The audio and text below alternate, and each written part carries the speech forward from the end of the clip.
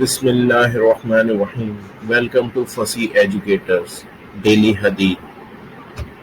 ہم سے محمد بن علی نے بیان کیا، کہا ہم سے ابو اسامہ نے بیان کیا، ان سے بریدہ بن عبداللہ نے، ان سے ابو بردہ نے، ان سے ابو موسا اشعری رضی اللہ عنہ نے کہ ایک دفعہ سورج گرہن ہوا تو نبی کریم صلی اللہ علیہ وسلم بہت گھبرا کے اٹھے، اس ڈر سے کہیں قیامت نہ قائم ہو جائے. آپ صلی اللہ علیہ وسلم نے مسجد میں آ کر بہت ہی لمبا قیام، لمبا رکوع، لمبا سجدوں کے ساتھ نماز پڑھی.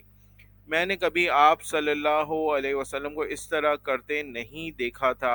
آپ صلی اللہ علیہ وسلم نے نماز کے بعد فرمایا، یہ نشانیاں ہیں جنہیں اللہ تعالیٰ بھیجتا ہے، یہ کسی کی موت اور حیات کی وجہ سے نہیں آتی، بلکہ اللہ تعالیٰ نے ان کے ذریعے اپنے بندوں کو ڈراتا ہے. اس لیے جب تم اس طرح کی کوئی چیز دیکھو تو فوراً اللہ تعالیٰ کے ذکر اور اس کے استغفار کی طرف لپکو.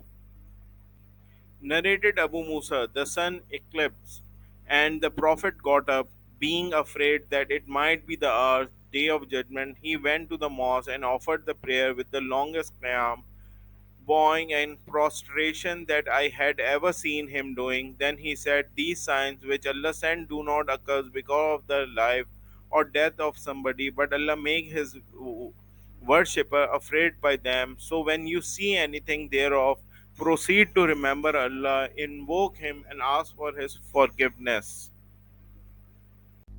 Thanks for watching. Please subscribe our channel Fasih Educators.